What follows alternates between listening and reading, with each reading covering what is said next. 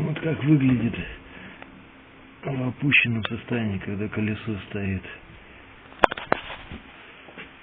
До привода далеко, рулежке ничего не мешать не будет. Ты когда опускаешь, поднимаешь машину маленько, конечно, это привод уже меняет направление, чуть-чуть там за пружину зайдет, а в таком состоянии ничего мешать не будет. Пружинки 25 рублей в магазине стоят.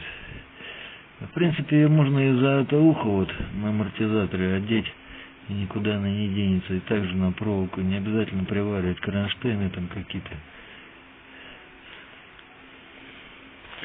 Ну ладно, всем пока.